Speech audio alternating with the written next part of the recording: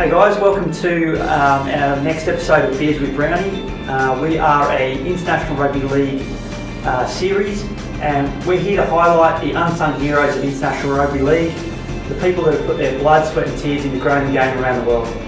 So for every 100 YouTube subscribers, guys, up until we hit 1,000, we're going to give 10 rugby league balls away to developing rugby league nations across the world. So our first 10, for our first 100 have gone to Vanuatu, and our next 10 we're going to send them to Ghana. So hopefully that can really assist these nations with their domestic competitions. So guys, please drop a like and subscribe to support the channel. Okay, I'd just like to introduce our guest for this episode, Peter Ilfield, who is the chairman of the USA Rugby League. Welcome to the episode, Pete. Thanks, Phil. Thanks for your time. Great to be here. Excellent. So if it wasn't for Pete, guys, I wouldn't have had the opportunity to work with the USA Hawks at the 2017 World Cup, so I'm forever grateful for the opportunity that you gave me as the team liaison officer at the 2017 World Cup. So hopefully nice to me, but how did I go? Well, you have a special personality about you, Phil, which is easily adapted to many people and most scenarios. You did a great job. We were very pleased to have you on board, and mate, you're still hanging around, you're still there, and you're involved with footy. Let me congratulate you on what you're doing with this YouTube link, and mate, I think it's great stuff, spreading some footies around the lesser known countries and those that can't really afford them. So well done, good stuff. Thanks, Pete. So each episode we like to support a beer that supports rugby league. So for this episode we've got our Northern Beaches Lager by 4 Pines Brewing, so by 4 Pines. So 4 Pines, thanks very much for your support of rugby league. Cheers, Pete. Cheers to 4 Pines, Phil. Go on, you, mate. So guys, to our new viewers, every episode I like to wear a shirt and a hat that supports International Rugby League. So today I'm going with the New York franchise, the training shirt, and I've got the 2017 Rugby League World Cup hat on, which is where I met Pete for the first time and where we worked together. So I thought it was a nice memento for this episode. So thanks, guys. Okay, Pete, my first question. So tell us, how did you fall in love with rugby league, and which team did you support growing up? Yeah, born in Maitland, but went to Sydney when I was very young. Lived in Bankstown, so Dad supported the Canterbury Bankstown Berries at the time, the Bulldogs, and came back to Maitland when I was still very young, and it was just a regular Saturday that he would take us all to the footy, and we'd be first in the gate, watch all 3 grades, and it was just a natural thing for me to want to go and play schoolboy footy and then junior footy in Maitland. So growing up in Maitland, Pete, how did you become the USARL chairman? Well, by vote, Phil. I was voted in. Look, how does a boy from Maitland, you've got yourself out of the US, I'm assuming? Yeah, I was very lucky to meet a lady from the US who was holidaying out here at the time, and after some time we decided that I'd go back to the US and live in Philadelphia. We did that for 10 years, and then a couple of years in LA, and then I came back here to Australia to see my family, and COVID came about and we're still here. So Pete, from an outsider looking in to the USARL, you've got a new team that's joined the fold, South Florida Speed. Women's Rugby League is up and running. Masters Rugby League is up and running in the States. And the wheelchair teams has made it to the Rugby League World Cup. So it looks like it's on the up. So how's it all going? Well, it's going well, as can be expected under these conditions. And so there's been a great deal of interest from some different parties in taking on Women's Rugby League, Wheelchair Rugby League, and now the Masters. And I congratulate those people in the work they've done to continue with that participation. Still, it's hard going to get games played, competitions run, but everybody seems to be working together, and it looks great. It's fabulous. The southeast around Florida and the Carolinas is growing, continues to grow in numbers. We've got great interest from the Central West of the US, the West Coast, California, So guys are wanting to develop the game, they want to form clubs and have competitions. And so it's a bit sporadic at the moment, and we'd like to be able to tie them together and sort of more of a regional perspective. And so West Coast, Central West, that sort of thing, Central South. So there's interest from around the country that just need a little bit more work and a few more volunteers to get involved with what's going on. Pete, that leads me into my next question. So, seeing the emergence of California Rugby League, Cleveland Rugby League, Oregon Rugby League, have they approached the USARL, or have they been approached to fall under the USARL umbrella? Yes, they have, and we encourage them to do that. And those names you've mentioned are the regions and locations that need to work around getting teams together within their city or their region. And that's the best way to participate in getting more people involved, regulating their associations and becoming members of the incorporated body, the national governing body. And so it's encouraging to know that there are people out there interested in doing the game. Fantastic to hear. So Pete, before you were the USARL chairman, you were the head coach of the Philadelphia Fire. You're based in Philadelphia, and you were the head coach there. You won 3 premierships. What was your most memorable one? 2014 was the most memorable. A couple of reasons for that, so let me go through that. We had won a couple of premierships, yes, but 2014 was very special because we had to travel from Philadelphia to Jacksonville, Florida, which is no easy trip. Jacksonville had knocked us off at home in Philadelphia the year before and won the championship. So here we go. It's our turn to go back to Florida and Jacksonville, and to knock them over down there. So Jacksonville, I've got to pay tribute to a guy by the name of Daryl Spinner Howland, who has been an instigator of the expansion of rugby league in the southeast. He's an Aussie from Queensland and is very passionate about the game, and has brought about the game down there in a wonderful way, and the people and the information that he's shared with those people has been fabulous. So as a fellow Aussie, with a full passion of wanting to invest in the game in the US, we meet Jacksonville in Jacksonville and we knock them over, and that was this trophy here is the result of that. So yeah, that was a great championship win there. With such an extensive background in coaching, Pete, do you have any aspirations to get back into it?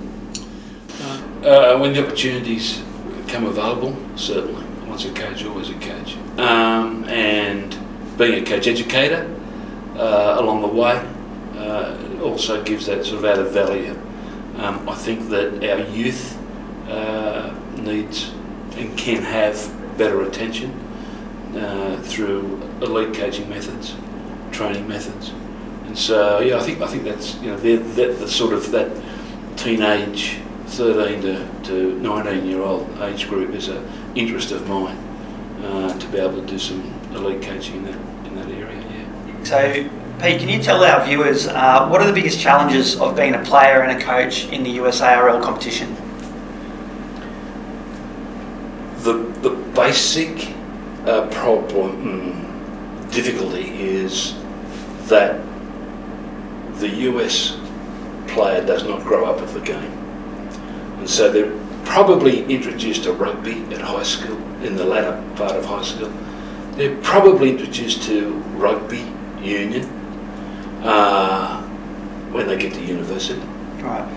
And it's a game of rugby that they tend to, some of them want to experience, and it's very social.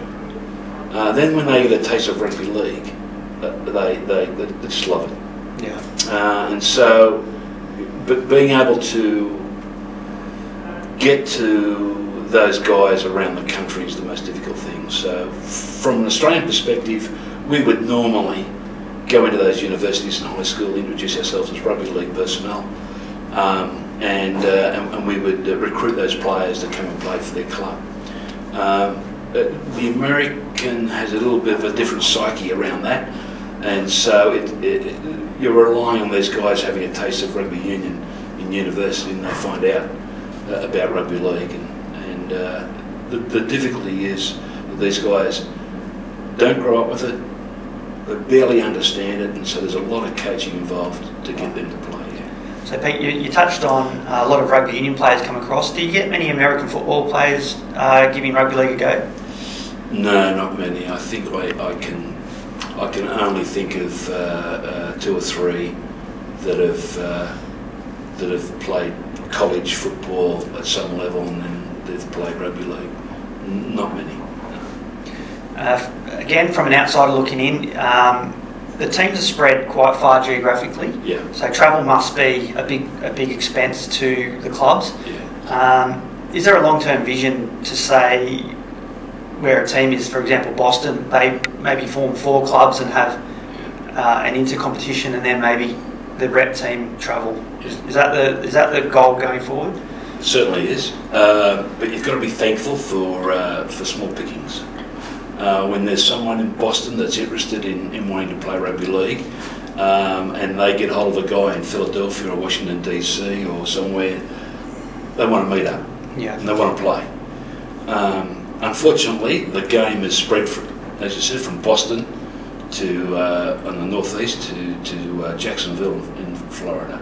That's like travelling from Cairns to Melbourne. Wow. Every other weekend to play a game of footy. Massive commitment. Cairns to Sydney, Cairns to Brisbane, Melbourne to Gold Coast. So wow. it's a big ask for guys who are amateur players. They're not semi-professionals, they are amateurs. The players, the staff, the administrators, they're all volunteers. And it is a credit to them that they put their heart and soul in wanting to play rugby league like that. And so, yeah, the most difficult thing there is the distance. And if we can bring more regional games together, and so what we kicked off with was a northeast versus southeast representative fixture at the end of the season, Right. and it's become very popular. It's also become a popular game for the selection of USA Hawks players. And we'd like to be able to then see other regions crank it up from the West Coast and the like, and have a tournament that's a regional based tournament that we can see more players evaluate their potential and get them to play for their country. So Pete, you mentioned Hawks players. So the national team used to be known as the Tomahawks. Now it's known as the USA Hawks. What was the reason behind the change? Well, we needed something that was a little bit more appropriate.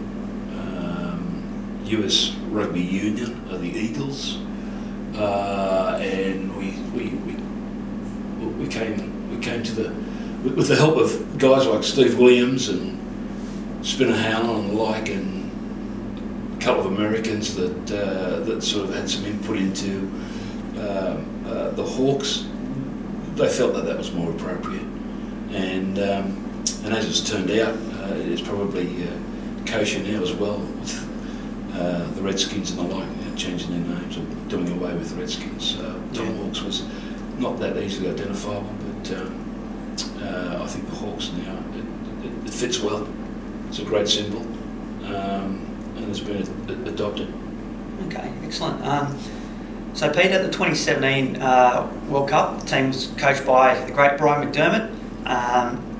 The results weren't as successful as 2013, but in saying that, correct me if I'm wrong, there was 11 USARL domestic players that were selected to go to complement the heritage players, which is fantastic.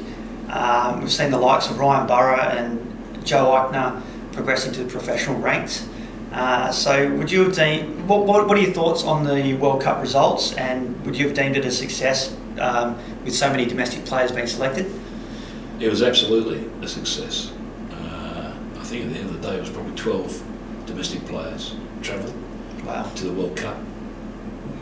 the thing is that these guys came here and played at the game's greatest level, in the game's greatest country, and to gain that experience, these guys, up until that 2017 Rugby League World Cup, not too many players mentioned the national team or mentioned about World Cup or what was the competition. But when these guys got home, these 12 guys got back to the US and went back to their clubs, all of a sudden the interest in players making inquiries around what do I need to do to play for the Hawks. Yeah. That, along with, and I congratulate Sean Ratchison, who Aussie, was originally South African, played with the Raiders back in the day. He's now national coach, and he coaches at Jacksonville Axemen as well. And so he's had a great influence on these blokes. He's had close contact with them. He lives in the States, and he runs programs via Facebook, fitness programs. And so the interest is just, guys want to play for their country. They want to represent the US. And we're bringing them together on both virtually and on more occasions than they have done previously. So it's just, the future looks fabulous. So yep, excellent. We didn't do all that well, but at the end of the day, Brian McDermott, I've got to thank him for his professional approach to the team as well. It was second to none, and you experienced that, and you know how good Brian is. Yeah. And he's still loyal to the US, and he was part of our annual general meeting recently. So that's been, it's been an exciting ride to have those guys, Joe Luckman and the like, and Ryan Burrows, become professionals, semi-professionals, and they sing our praises, and it's a much better result. Well, Pete, with one thing I'll never forget was when we went to Papua New Guinea, and we were treated like movie stars. So for the USA domestic players that had, from being a small but growing sport in the States, that would have been an amazing experience for them. I still remember May21 Johnson. It was getting photos with all the Papua New Guinean locals for about half an hour after training. They absolutely loved him. He was a movie star, as well as all the other players as well. So those guys would have gone back to the States and what an experience for them. Oh, fabulous. I first experienced that some years ago when I took an under-17 side out of Perth under-17s to Brisbane, to play Brisbane under-17s. And you would know, we played as a curtain raiser to a State of Origin match on Lane Park. Wow. And these young blokes got out on Lane Park, and they were like, oh my God. They probably they barely remember what the game was like for them. Brisbane certainly cheered us up, but the experience for those guys, the experience for the USA players to be in Papua New Guinea and have that sort of interest in them, they get home and the stories are told over and over and over again, and that's the best part of being able to be a participant at such a high level competition as the World Cup. And we were very, very grateful for it. They were very grateful for it. A lot of them had to put their hand in their pocket to make sure that they were ready to go. But it was an experience that they'll probably, obviously, that they'll remember forever. Well, Pete, just touching on that example for the Perth kids, I guess something that hooked me for life for rugby league was when I was in the under-12s. Canberra Raiders were the team back in those days. Mal Meninga, Laurie Daly. Manly played Canberra on a Friday night at Brookvale Oval. Capacity crowd 24,000, and our team played at half time. I think we were before the game. We played one part, and at half time. Yeah. And I'll never, as an 11-year-old kid in the, playing in front of that many people, and it was an experience I'll never forget. So, for all the NRL clubs watching, please get some junior kids, playing pre-game, half time if you can, because it's just an experience that will live with you for the rest of your life. Would you agree, Pete? Absolutely. Every opportunity I had to jump the fence at Maitland and run out onto the field and experience that environment where my stars were playing back in the day as a kid, that just means so much. I recall when the Western Reds cranked up in Perth in '95 and at the Wacker, and for kids to come out onto the Wacker ground and stroll around and be a part of the game per se, it was just fabulous to participate alongside their heroes. So it was traditional over the years, and I think it needs to be traditional that we have our juniors participate somehow with our NRL stars. Yeah. So Pete, what are the plans for the USA Hawks in the foreseeable future? Obviously not qualified for the 2021 World Cup, and there's obviously a global pandemic on, but what are the plans for the next internationals for the USA Hawks? So from a future perspective, then outside of the Americas is on the national front, we've got our wheelchair rugby league going to the World Cup in the UK and Europe. That's exciting. And so we need to consolidate and continue to grow the game, but not just. And it's develop, not grow. Develop is educating coaches. Develop is educating players to a better level, an elite level. Develop means educating administrators and helping administrators along the way. So we've got some coach education programs that are coming online, which I think is great as well, and it's required. Our administrators need the assistance to be able to run their clubs in an efficient and profitable way, and players, elite players, need to be attended to and given opportunity to participate in elite training programs. So that the future is to continue to move on and move forward, and I think with those domestic opportunities through wheelchair, women's rugby league, and along with Masters Rugby League as well, we're still there, and it's going to continue to develop, and I think it'll be more pleasing to the US community for them to get involved as well. So Pete, where to next for USARL, and where do you see the biggest growth areas? Well, the biggest growth area is going to be where the greatest interest comes from. And with the number of expats that are in and around the US, then you're never sure where it's going to pop up next. We've got a huge amount of interest, as you said, from the Colorados and the Californias as well. So, we encourage them to continue to participate. We find it difficult to support them in all facets of the game, and so once again, to repeat myself, it's a matter of them becoming,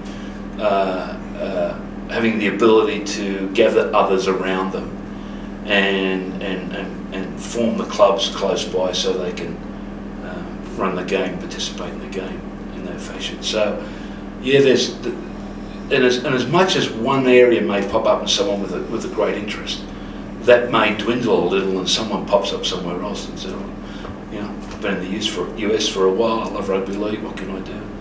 And how can I go about it? And so there are steps for those who are interested in forming a club, forming a region, to register their name and become members of the national governing body. Excellent. Okay, Pete, well, that's all my questions for today. Thank you so much for your time for coming on. So for all our viewers over in the US that are watching, just want to say a big thank you to all the hard-working volunteers to keep rugby league going and thriving. Your hard work hasn't gone unnoticed. Everyone in Australia is right behind you, and we're fully supporting you. And just a quick mention to a friend of mine. I became friends with him after the 2017 World Cup. Steve Williams, who was a long-serving board member at the USA RL, did a fantastic job, and he's now moved on. So just a special mention to Steve.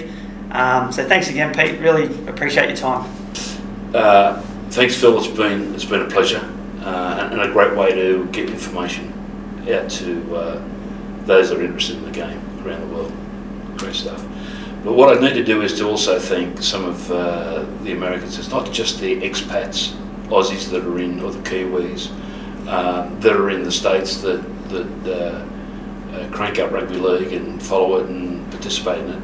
There's a lot of Americans that are involved as well. Blokes like Drew Slover down in Jacksonville, Billy Nielsen, manager of the Hawks.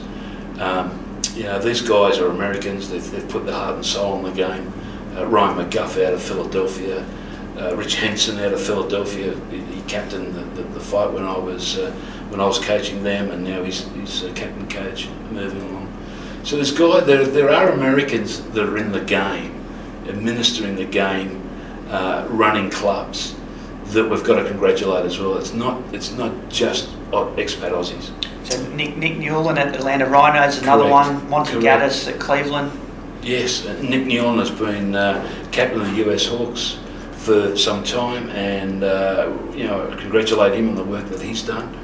And so there's been many of them that participate, become referees, become coaches, and seek out more information from people like myself of what they can do to improve their club, their player experience, their coaching experience. So let's not forget about those that are doing the right thing around the US, and we're very lucky to have them because they're great blokes. Excellent. Well, thanks again, Pete. It was a pleasure having you on, and all the best. Good on you, mate. Cheers, buddy. Awesome.